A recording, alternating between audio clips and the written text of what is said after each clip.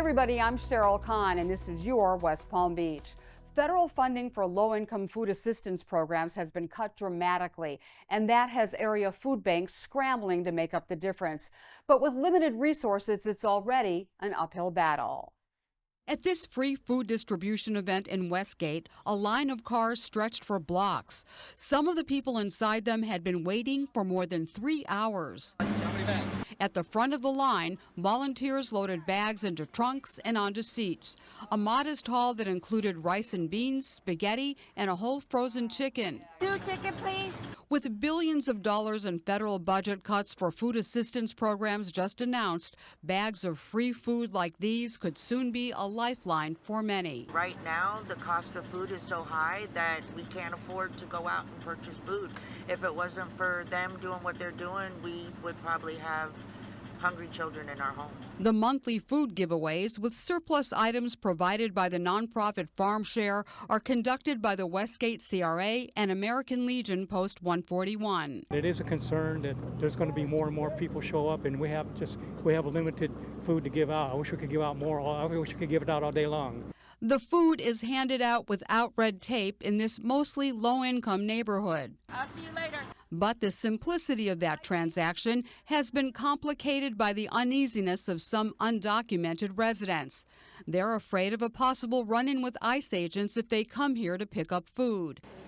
Still, long lines like this one tell the tale of what could be ahead for those who may soon have nowhere else to turn. Maybe we would have to do it more because, the line is already crazy and people are in line since 7, 8 a.m. in the morning already. Volunteers say they'll never give up. People are in need. But there could be a rough road ahead, and they're encouraging others to help in whatever way they can with donations of food, money, or time.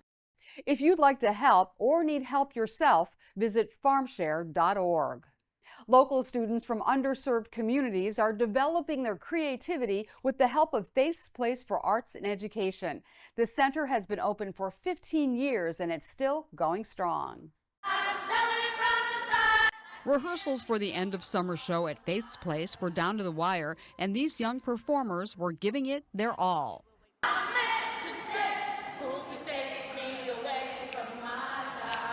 But in a center that mixes creativity and love with hard work and discipline, their director pushed them to try just a little bit harder. Boom, boom, boom, boom, boom, boom. When it's cold, sing. Dr. Noble Lockhart Mays, who recently completed her doctorate in education, does not believe in coddling her students. We are not perfect, I get it. But we have a standard of what? Excellence! We have a standard of excellence. I need you to come up there, come up there.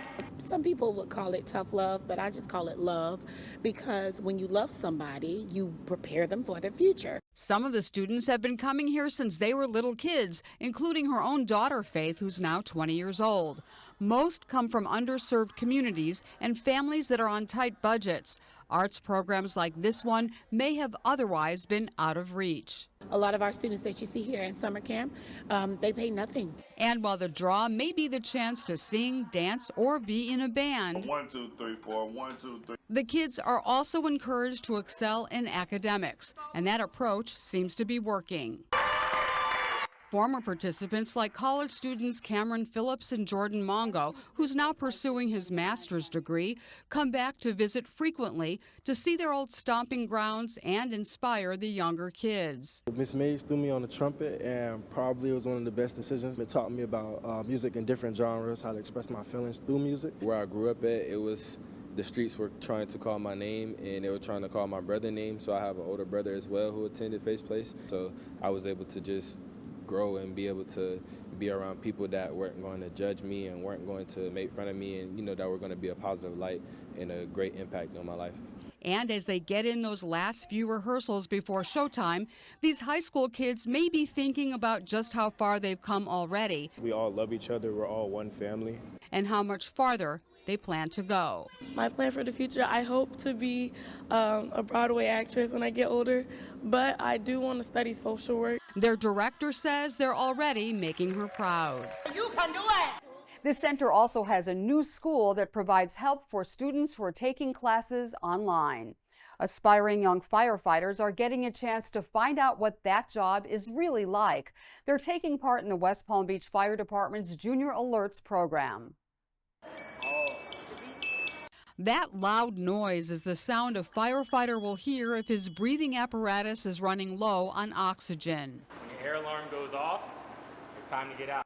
And it's part of the lesson these middle school kids were learning as they participated in the West Palm Beach Fire Department's Junior Alerts program. What is it called? They also got some hands-on experience wearing a mask that kept them in the dark as they tried to find their way out of a simulated house fire.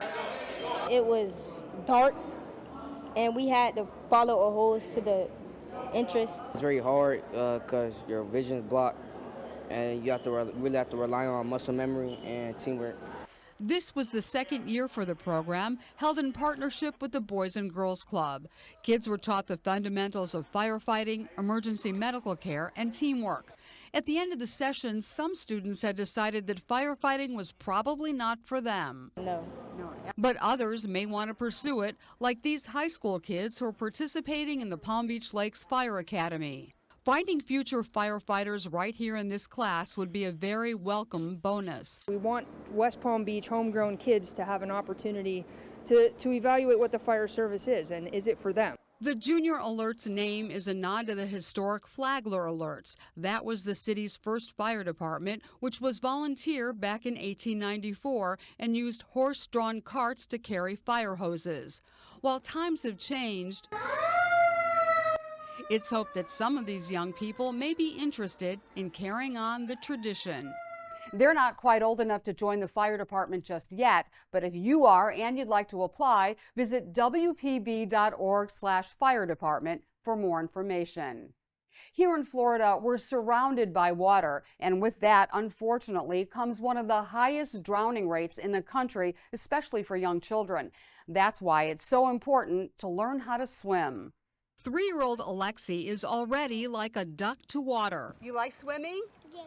Swimming while wearing a life jacket and right in front of a lifeguard, he and his friends know just why it's so important to learn how to swim. If you're in danger or like drowning or a shark is attacking you, you can like use those techniques to like get away from predators and other stuff. And with Florida having one of the highest drowning rates in the country, especially for little kids, it's never too early to learn. Ready, set, go!